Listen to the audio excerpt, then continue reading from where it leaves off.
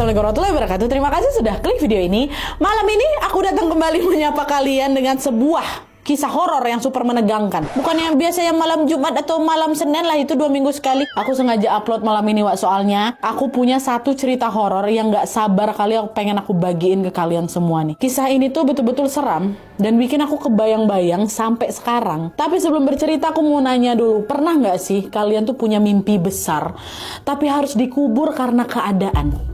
Pernah? Mungkin beberapa dari kalian pernah ngerasain hal kayak gini juga, Wak. Nah, cerita yang mau aku bawain ini berkisah tentang seorang anak perempuan yang hidup dalam keterbatasan tapi selalu dituntut buat jadi kuat dan mandiri di usianya yang masih belia. Lalu di tengah hidupnya yang berat itu dia punya satu mimpi besar untuk mengubah nasib keluarganya. Tapi sebelum mimpi itu terwujud, dia malah terseret dalam pusaran teror yang selama ini menghantui warga di desanya. Teror yang dialami sama gadis ini, Wak, bukan cuma nyeremin aja tapi juga mengiris hati karena hampir ngerusak keutuhan keluarganya. Kira-kira apa yang sebenarnya terjadi dan teror mistis apa yang dia alami?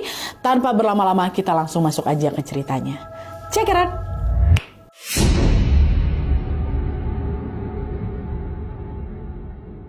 Oke, Wak, jadi kisah itu bermula dari satu keluarga yang cuma terdiri dari seorang ibu dan 2 orang anaknya. Anak perempuannya bernama Putri dan anak keduanya laki-laki bernama Aji. Nah, keluarga ini cuma tinggal bertiga aja, Wak, karena ayah mereka udah lama meninggal dunia. Nah, sejak ditinggal ayah, keluarga ini hidup dalam kesusahan. Ibunya nih harus banting tulang nyari nafkah sendirian, sementara Putri yang kala itu masih remaja terpaksa menjadi ibu pengganti untuk adiknya di rumah. Setiap hari dia ini harus ngurusin Aji, bahkan tiap mau main pun Putri harus bawa Aji, Wak, karena nggak ada yang bisa ngejagain si Aji di rumah gitu. Pokoknya si Putri ini betul-betul ngerasa terkekang kali lah dan nggak punya waktu untuk mikirin masa depannya. Nah, di tengah situasi itu, pada suatu hari Putri ini kepikiran untuk ikut kursus pelayaran, Wak, di desa. Dia ngebatin, siapa tahu kalau lulus kursus aku bisa dapat kerja nih buat bantuin ibu gitu kan. Cuman setiap kali Putri ini ngomong keinginan itu ke ibunya marah lah, udahlah nggak usah aneh kamu. Ibu nggak punya uang, lagian masa kamu tega sih ninggalin adik kamu sendirian di rumah gitu. Nah, penolakan itulah yang bikin Putri merasa frustasi, Wak.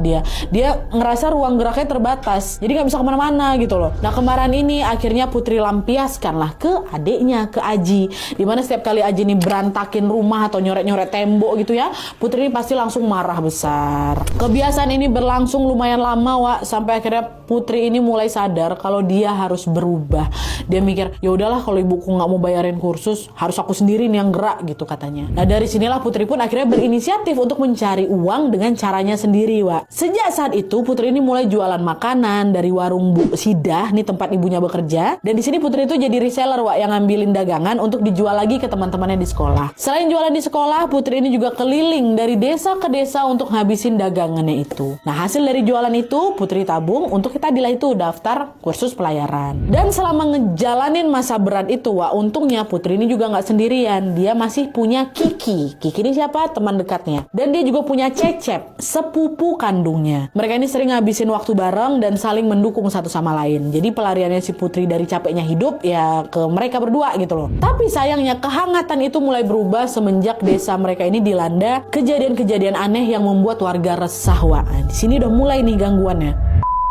Akhir-akhir itu, suasana di desa Putri ini perlahan berubah. Secara tiba-tiba, Wak, banyak kali warga yang mengaku kehilangan uang dan juga perhiasan berharga mereka. Dan gak cuman barang aja, Wak, warga ini juga mulai ngalamin kejadian janggal. Ada yang bisnisnya mendadak bangkrut, ada yang tiba-tiba jatuh sakit, dan ada juga yang meninggal dunia tanpa sebab yang jelas. Kejadian itu pasti bikin warga makin was-was. Ini kenapa desa kita kayak gini nih? Apa ada yang salah sama desa nih? Nah, di tengah kebingungan itu tiba-tiba datanglah ini kabar baru yang bikin warga makin gempar lagi, Wak. Konon katanya, beberapa wanita di desa Putri itu dikabarkan hilang. Awalnya warga masih positif thinking, mungkin mereka pada ngerantau ke kota nih, bapak-bapak, ibu-ibu. Tapi kenyataannya, Wak, satu persatu wanita-wanita itu nggak pernah kembali lagi. Belum habis rasa cemas itu ya, muncul lagi kabar baru yang nggak kalah bikin gempar lagi, di mana beberapa warga ditemukan meninggal dengan cara yang tidak wajar. Sejak adanya kejadian aneh itu, suasana desa berubah total nih. Ya, jadi setelah matahari tenggelam, semua udah langsung kunci pintu masing-masing, Wak. Malam di sana pun makin jadi sepi lagi, makin mencekam lagi, dan dari sinilah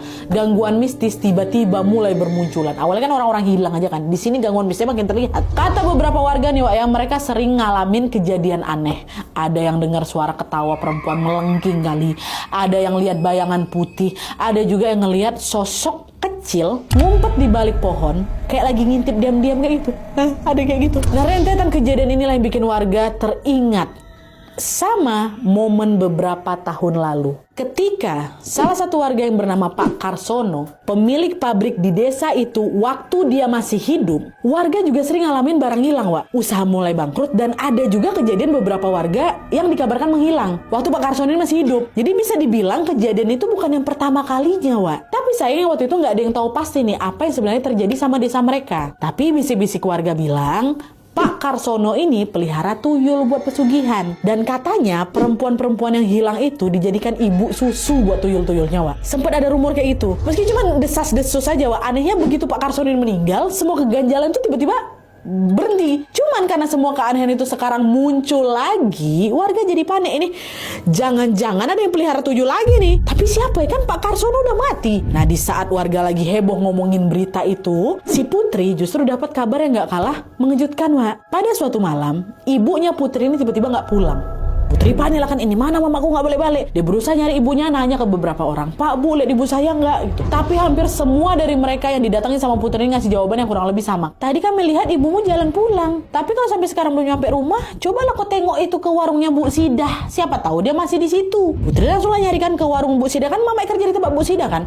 Nanyalah ke warung itu, tetap nggak ada mama di sana, Wak. Karena khawatir, Putri segera melaporlah ke kepala desa, namanya Pak Kiman nih, nama si kepala desanya. Tapi begitu Putri bilang mamanya hilang, Pak Kiman jawab, ibumu tadi kesini memang, dia minta kerjaan, katanya baru di PHK sama Bu Sidah. Cuman karena saya nggak ada lowongan, ya udah saya saranin udah kamu ke kota aja, barangkali mamamu ke kota. Putri langsung bilang, masa si ibu tega ninggalin kita, Pak? Kayak nggak mungkin lah. Ya siapa tahu. Karena nggak berhasil nemuin mamanya, Putri pun terpaksa pulang dengan tangan kosong. Waktu dia udah nyampe di rumah, ada rasa ganjel yang nggak hilang-hilang di hatinya. Dia duduk di tepi ranjang sambil melamun. Sampai akhirnya pandangannya kelempar ke arah lemari. Putri langsung berdiri, dibukalah lemari itu. Rupanya di sana baju-baju ibu masih lengkap, Wak. Nggak ada satupun yang hilang. Berarti kalau ibu kabur nggak mungkin dia nggak bawa baju, ya kan? Cuman nggak lama setelah itu Putri ngelihat ada satu plastik besar di sudut lemari. Penasaran, Putri akhirnya ngebuka lah si plastik itu. Waktu dibuka, Wak, isinya segepok uang tunai. Astagfirullah. Kok banyak kali uang nih? Sejak kapan ibu punya uang sebanyak ini? Pun kalau ini uangnya ibu, terus ngapa ibu harus kerja ke kota?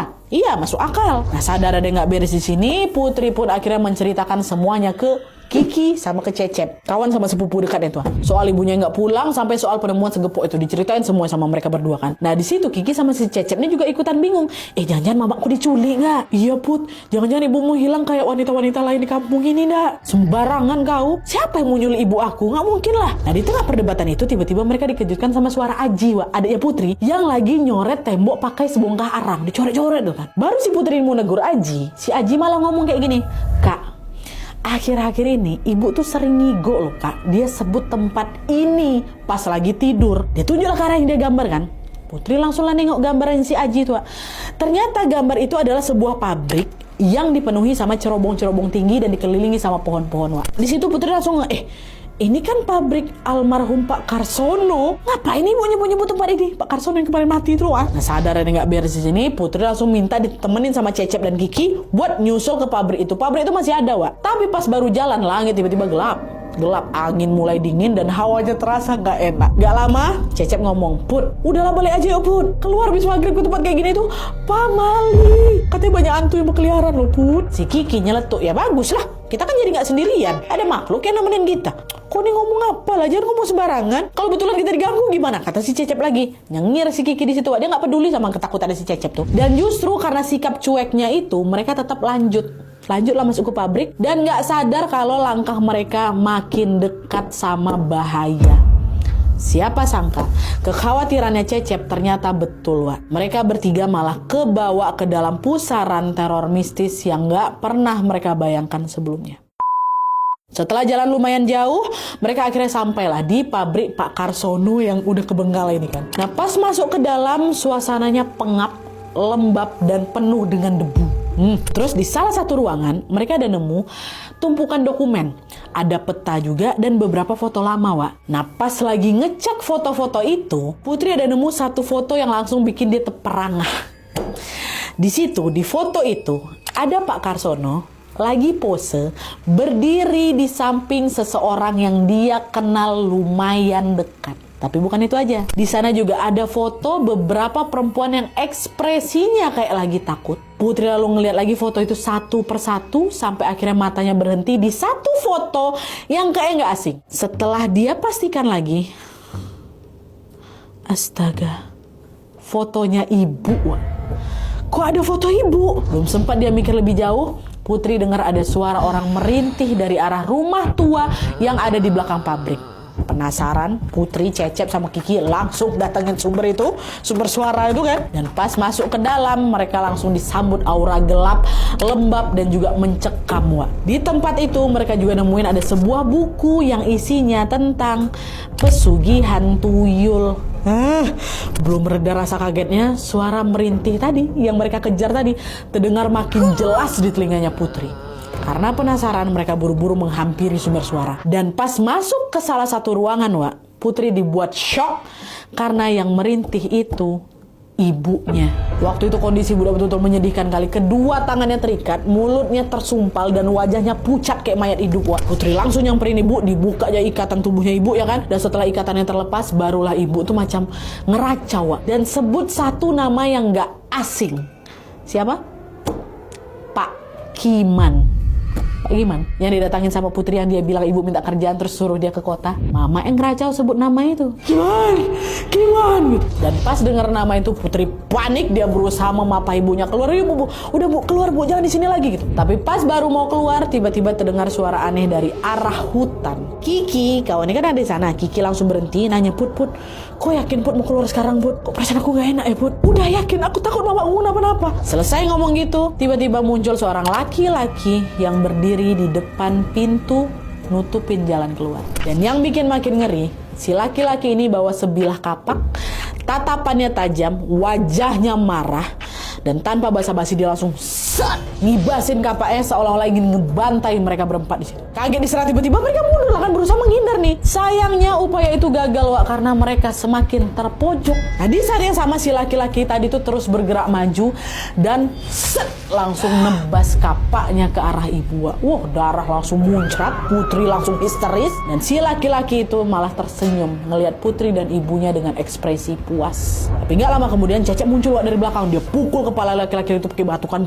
Kata dia. Pukulan itu langsung bikin si laki-laki ini sempoyongan, Wak. Tapi dia tetap nyoba nyerang balik ke Cecep nih, pakai kapak yang dia pegang, dia kan bawa kapak. Nah, di tengah pergulatan itu Kiki langsung teriak, Put, cepat lari, Put, cepat lari. Sebenarnya Putri pasti berat kan ninggalin mereka semua di situ kan, Wak. Tapi karena ibunya makin lemah, akhirnya Putri pun terpaksa kabur nih untuk mencari pertolongan. Dia lari sendirian kan, Wak. Tapi belum jauh dia lari, Putri ngerasa punggungnya ada yang narik.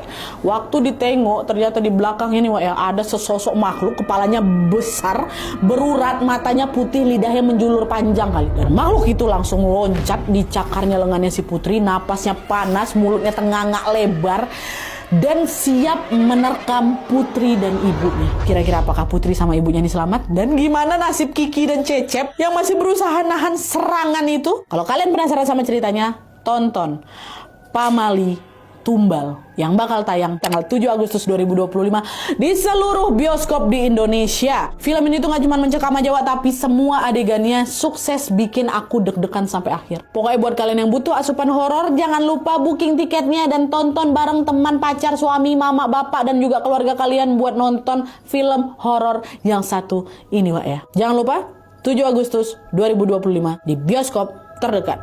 Mantap.